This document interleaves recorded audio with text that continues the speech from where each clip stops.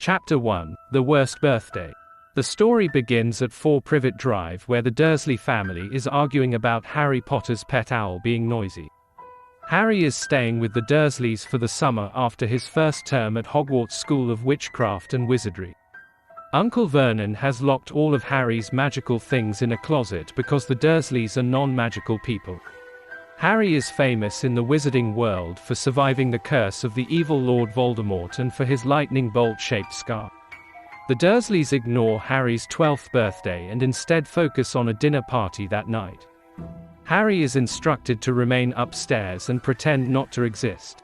Later, Harry notices a pair of giant eyes staring at him from a nearby hedge, but before he can investigate, Dudley taunts him for having no friends who call him on his birthday. Harry responds by pretending to set the bush on fire, causing Dudley to panic and wail for his mother. Aunt Petunia punishes Harry by setting him to work around the house. When Harry finishes, he finds somebody else already sitting on his bed. Chapter 1 of Harry Potter and the Chamber of Secrets sets the stage for the story and introduces Harry's unhappy life with the Dursleys.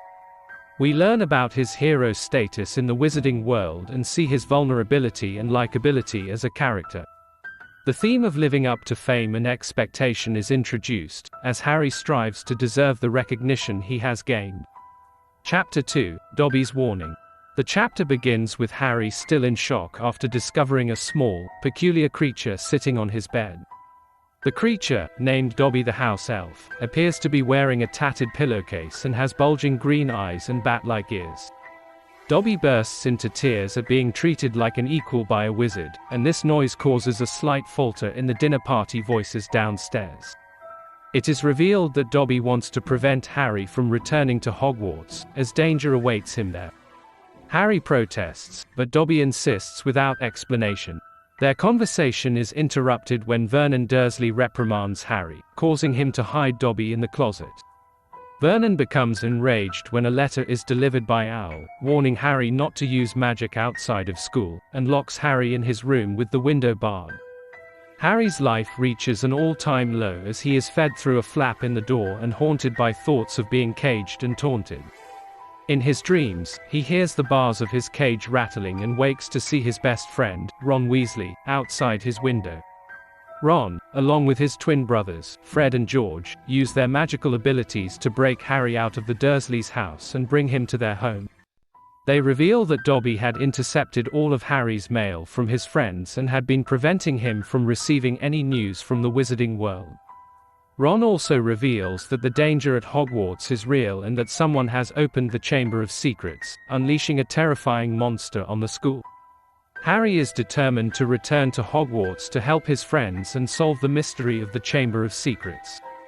The chapter introduces Dobby, demonstrating Harry's fame and his ability to handle it with grace. We also see how Harry, along with the readers, learns about the magical world. However, Harry's lack of control over his life outside the wizarding world is highlighted when he is unjustly punished by the Dursleys and left feeling powerless. Chapter 3: The Burrow. Ron and his twin brothers Fred and George rescue Harry from his miserable life with the Dursleys by flying a car through his window. On their way to the Weasleys' home, Harry tells them about Dobby the house elf, who he suspects belongs to Draco Malfoy. They also discuss Lucius Malfoy, a loyal follower of Voldemort, and Mr. Weasley's job in the misuse of Muggle artifacts department. Upon arriving at the Burrow, Mrs. Weasley greets Harry warmly, but then scolds her sons for their reckless behavior. Harry helps with the denoming of the garden and meets Ginny, Ron's younger sister, who appears to have a crush on him.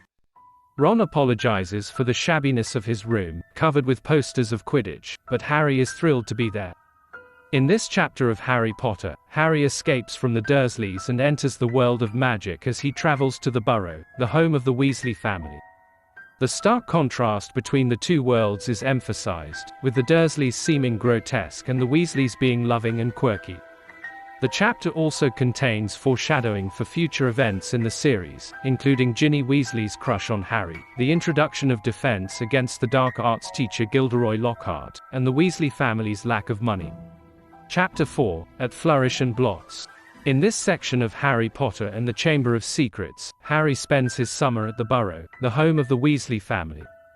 He enjoys his time there and marvels at the enchanted objects throughout the house.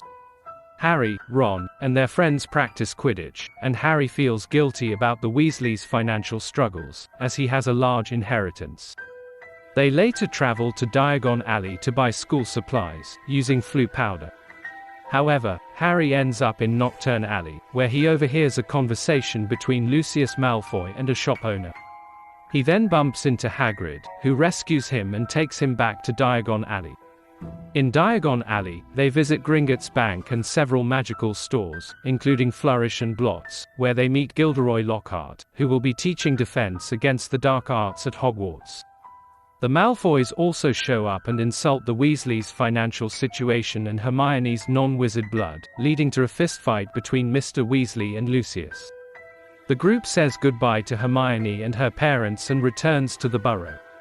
In this chapter, Harry visits Diagon Alley, which provides a glimpse into the bustling and active wizarding community. The chapter sets the stage for future conflicts involving pure-blood wizards and foreshadows the attack on Mudbloods. The financial struggles of the Weasley family become a touchy subject, especially when Lucius Malfoy and his son Draco make rude comments about their situation. Gilderoy Lockhart is introduced as a self-glorifying and attention-seeking character who constantly singles out Harry for special treatment. Each event in this chapter plays a role in the resolution of conflicts later in the book. Chapter 5, The Whomping Willow. Harry spends a fun summer with the Weasley family before returning to Hogwarts. The Weasleys and Harry enjoy a delicious dinner and set off wizard fireworks before going to bed. The next morning, they pack their things and head to King's Cross Station. While trying to board the Hogwarts Express, Harry and Ron miss the train and decide to follow it in Mr. Weasley's flying car. The car runs out of gas and crashes into the Whomping Willow in the Forbidden Forest. Harry and Ron manage to escape and watch the sorting ceremony from Snape's office. They receive detentions and are permitted to stay at Hogwarts. After being scolded by the professors, Harry and Ron return to their part of the castle and are greeted as heroes by their roommates. Percy, Ron's prefect brother, scolds them, but they are still excited about their adventure. They give a secret password to the portrait guarding the dormitory and settle in for the night. In this chapter, Harry, Ron, and Hermione use their resourcefulness to overcome obstacles and achieve the goals. However, their actions often attract attention, which can lead to trouble. Despite this, Harry and Ron are well fed and taken care of, in contrast to the unhealthy and unhappy environment Harry experienced at the Dursley house. Even when they are punished, the wizards' methods are more humane than those of regular humans, which highlights the good intentions of the magical world. Food also plays an important role in the chapter, as Harry is well fed and appreciated by the Weasleys, and even when he is in trouble at Hogwarts, he is still provided with a respectable standard of living. Chapter 6, Gilderoy Lockhart. In this section, Hermione is sulking and annoyed with Harry and Ron over the previous night's adventure with the flying car, but soon a howler arrives from Mrs. Weasley, yelling at Ron for the incident. Hermione becomes friendly again, and they head to herbology class where Lockhart takes credit for Harry's recklessness. They repot mandrakes, and Ron's wand breaks in transfiguration class. In defense against the dark arts, Harry is asked for a signed picture by Colin Creevey, a Gryffindor first year, which attracts unwanted attention from Malfoy. Lockhart suggests Harry take a photo with Colin, and then gives a ridiculous quiz and releases pixies in the classroom, leaving Ron, Harry, and Hermione to clean up the mess. Overall, the morning is filled with chaos and frustration for Harry and his friends as they navigate the aftermath of their escapade with the flying car, deal with Lockhart's arrogance and ridiculous assignments, and handle unwanted attention from fans like Colin and enemies like Malfoy. In this chapter, the new defense against the dark arts teacher, Gilderoy Lockhart, is shown to be incompetent despite his boasting about his adventures. He is also portrayed as patronizing and bossy towards his peers. Harry is uncomfortable with his fame and does not want Lockhart's attention or involvement in his life. Harry wants to succeed on his own merit, while Lockhart is willing to sacrifice anything for fame. This contrast between Harry and Lockhart highlights the importance of integrity and the value of hard work. Chapter 7, Mudbloods and Murmurs. In this chapter, Harry is awoken early on a Saturday for a Quidditch practice by the team's captain, Oliver Wood. On the way to the locker room, he runs into Colin Creevey, who asks Harry to explain the rules of Quidditch. The team spends a long time in the locker room listening to Wood's explanations, and they finally head outside to practice. However, their practice is interrupted by the Slytherin team, who refuses to leave, claiming they must train their new seeker. Draco Malfoy insults Fred and George's broomsticks, and Hermione defends them. Malfoy retaliates by calling Hermione a mudblood, a derogatory term for muggle-born wizards. Ron casts a spell on Malfoy, causing him to belch slugs, and the three friends take Ron to Hagrid's cabin. At Hagrid's cabin, the group talks about the incident, and Hagrid shows off his magic-enhanced pumpkins. Harry and Ron are called to do their belated detentions, with Harry helping Lockhart answer his fan mail. While in Lockhart's office, Harry hears a chilling voice that Lockhart claims not to hear, leaving Harry feeling uneasy for the rest of the evening. In this chapter, the prejudice and snobbishness of pure-blood wizards in the wizarding world is explored through the character of Draco Malfoy, who picks on Hermione for her Muggle heritage, Ron for his family's finances, and Harry for his fame. However, Malfoy envies much of what they have, despite lacking competency, talent, and work ethic. Additionally, Harry hears an eerie voice in Professor Lockhart's office, which is the first sign that something is wrong at Hogwarts. Chapter 8, The Deathday Party. In this section, Harry encounters nearly headless Nick, who has just been rejected from the Headless Hunt. Harry is caught by Filch while looking at a quick spell course, and Peeves the poltergeist causes a distraction to help him escape.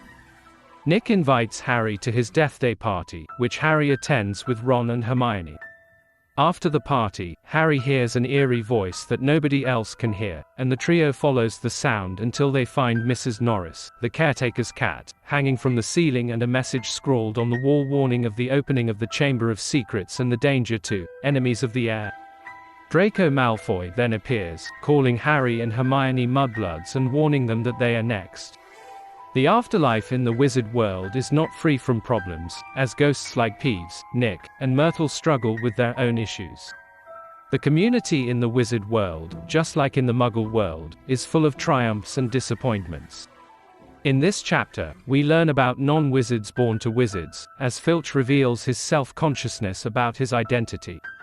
When Harry hears a frightening voice, he instinctively runs toward it to protect everyone, which is why he deserves the fame given to him. Harry's success in surviving dangerous situations is not due to his own abilities, but to the help of his friends and teachers. Chapter 9, The Writing on the Wall. In Chapter 9 of Harry Potter and the Chamber of Secrets, Filch accuses Harry of killing his cat, Mrs. Norris, but Dumbledore appears and explains that the cat is petrified, not dead. Dumbledore also assures everyone that second-year students would not have the magical ability to perform such a dark spell. Snape and Filch are suspicious of Harry and his friends, but Dumbledore and McGonagall defend them. Later, in History of Magic class, Hermione persuades Professor Binns to explain the history of the Chamber of Secrets, which Salazar Slytherin created to wipe out all non-pure blood wizards from Hogwarts. This knowledge worries Harry, who wonders if he is somehow connected to Slytherin. That night, Harry, Ron, and Hermione speculate whether Malfoy is the heir of Slytherin, and Hermione suggests making a Polyjuice Potion to turn themselves into Slytherins and eavesdrop on Malfoy in their house common room. Ron and Harry are skeptical, but Hermione persists. In this chapter, Harry is troubled by the voice he keeps hearing and fears that he might be involved in some way he doesn't understand. He is also worried that he might be a Slytherin and that other students are beginning to suspect him. Snape severely mistrusts him, but Dumbledore trusts him, and McGonagall wants him to remain on the Gryffindor Quidditch team. The author makes the culprit of the attacks on students at Hogwarts unclear and ambiguous, with multiple characters framed as possible culprits, including Malfoy, Percy Weasley, and even Harry himself. Chapter 10, The Rogue Bludger. In this chapter, Hermione convinces Lockhart to sign a slip allowing her and her friends access to the restricted section of the library. There, they learn about Polyjuice Potion, which Hermione decides they should make to investigate whether Malfoy is the heir of Slytherin. Meanwhile, during a Quidditch match, Harry faces a rogue bludger and Malfoy, who is too busy gloating to notice the snitch dangling in front of him, allowing Harry to win the game. Later, Dobby visits Harry in the hospital wing and explains that he enchanted the bludger to try and get Harry to leave Hogwarts, where his life is in danger because the Chamber of Secrets has been opened again. Dumbledore and Professor McGonagall then bring in a petrified Colin Creevey, confirming Dobby's warning about the Chamber of Secrets. The chapter emphasizes Lockhart's uselessness as a teacher, Harry's reluctance to get involved in Hermione's plan, and the contrast between Harry's determination and Malfoy's arrogance during the Quidditch match. It also heightens the sense of danger and mystery surrounding the Chamber of Secrets, as Dobby's visit and Colin's petrification confirm that something sinister is happening at Hogwarts. Chapter 11, The Dueling Club. In this section of the book, Harry tells Ron and Hermione about Dobby and Colin while the school is in fear of the reopening of the Chamber of Secrets. In potions class, Harry causes chaos with a firecracker while Hermione steals ingredients for their Polyjuice Potion.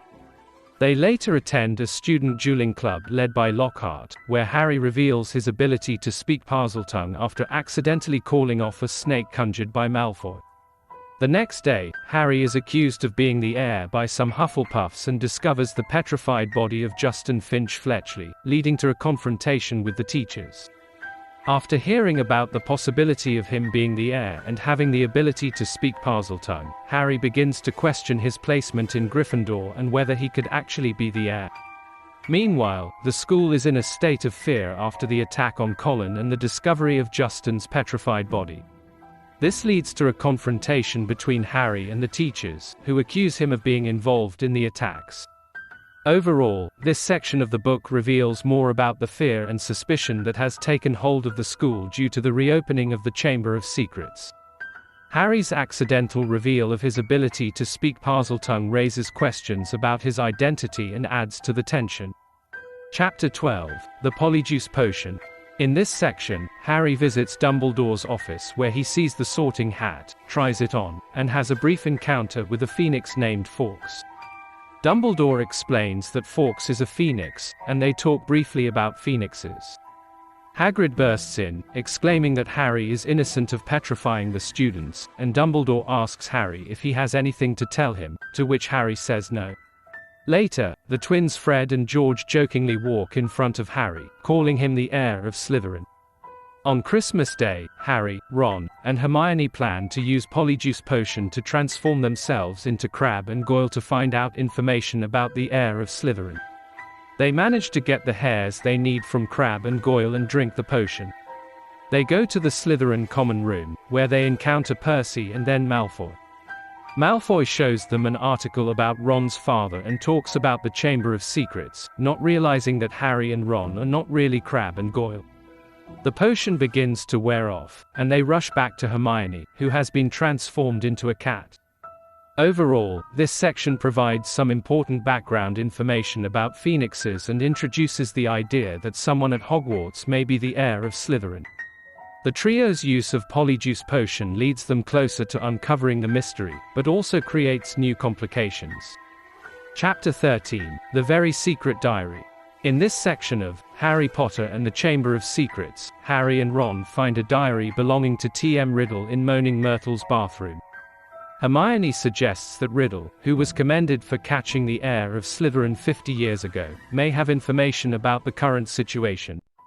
When Harry writes in the diary, he is transported to a memory of Riddle's where he witnesses a conversation between Riddle and the then headmaster and a confrontation with Hagrid where Riddle releases a giant spider. Meanwhile, the school is preparing for the mandrakes to mature into a potion to revive those petrified by the chamber's monster. Lockhart believes he has intimidated the monster into hiding, and Valentine's Day is celebrated with pink decorations and dwarves delivering valentines. Harry receives a singing valentine from Ginny Weasley, and while trying to clean up spilled ink from his bag, he notices that the ink has not stained Riddle's diary. Upon writing in it, he discovers the diary's magical ability to transport him into Riddle's memories. The diary provides new information about the Chamber of Secrets and Hagrid's involvement. Harry shares his findings with Ron and Hermione, and they realize that Hagrid was not the culprit behind the attacks. Chapter 14, Cornelius Fudge. In this section of Harry Potter and the Chamber of Secrets, Harry, Ron, and Hermione continue to investigate the Chamber of Secrets and the attacks on Hogwarts students. They debate whether to confront Hagrid about his possible involvement, but decide to wait until more evidence arises. Meanwhile, the students continue with their studies and prepare for the upcoming Quidditch match. During the match, Hermione is found petrified, along with a Ravenclaw prefect, and the school is put on high alert. Harry and Ron decide to visit Hagrid, but overhear a conversation between him, Dumbledore, the Minister of Magic, and Lucius Malfoy. Hagrid is taken to Azkaban prison, and Dumbledore resigns as headmaster in response to pressure from the school governors. Hagrid tells Harry and Ron to follow the spiders and feed his dog before leaving. Overall, this section builds tension as the attacks become more frequent and severe, and the possibility of Hagrid's involvement is explored.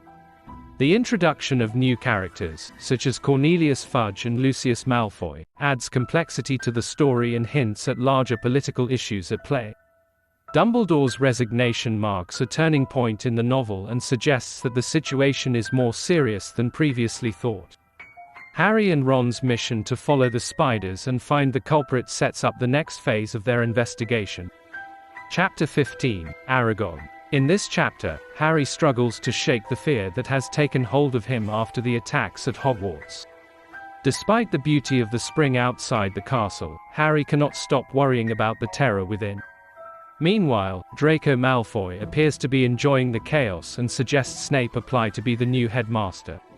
In herbology class, Ernie Macmillan apologizes to Harry for suspecting him in the attacks. Harry accepts the apology, and minutes later, he sees a line of spiders moving towards the Forbidden Forest. He decides to follow them with Ron. Under the invisibility cloak, Ron and Harry follow a line of spiders into the Forbidden Forest. They soon stumble upon Ron's flying car, which is running wild. The car is not their only encounter, though, as they are met and captured by a trio of horse-sized spiders. The spiders take them to an elderly spider, Aragog, who dismisses the boys, but then speaks to them when they claim to have been sent by Hagrid. Aragog reveals that the creature in the chamber is the creature most feared by spiders, and its victim was found in the bathroom. He then instructs his children to eat the humans and dog. The boys are saved by the Weasleys' car, which they use to flee the Forbidden Forest. After returning to their dormitory feeling discouraged, Harry realizes that the girl found in the bathroom 50 years ago could be Moaning Myrtle. Chapter 16, The Chamber of Secrets.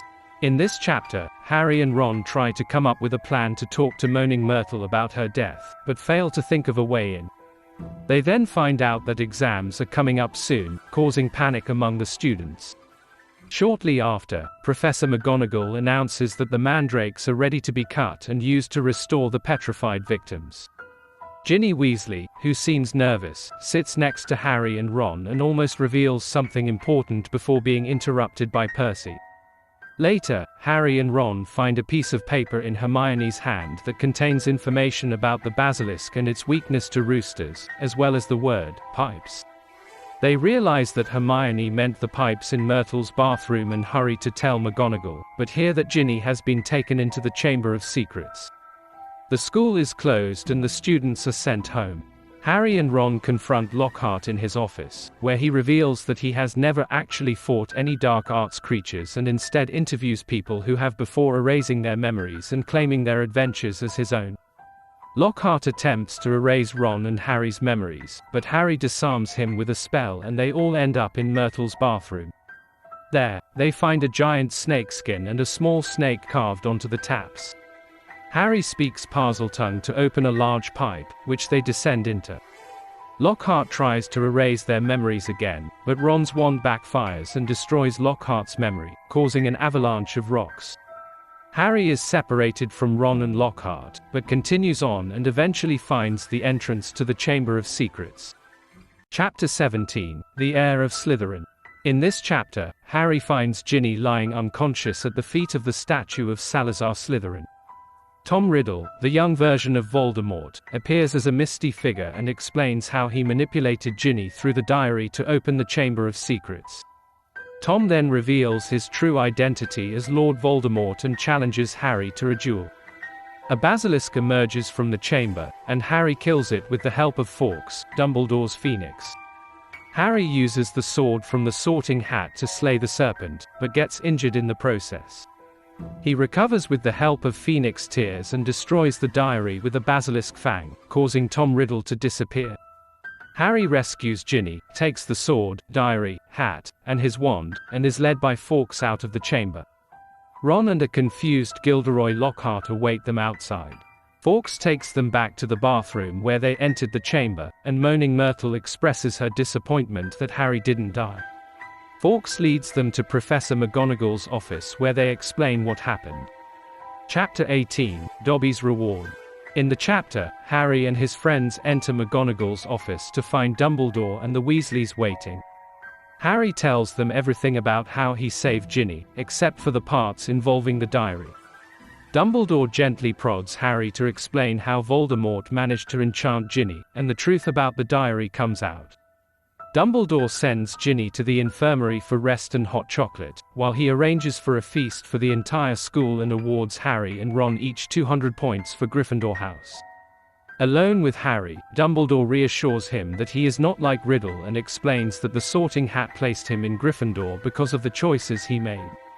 Lucius Malfoy then enters the room with Dobby and is upset that Dumbledore has returned to Hogwarts.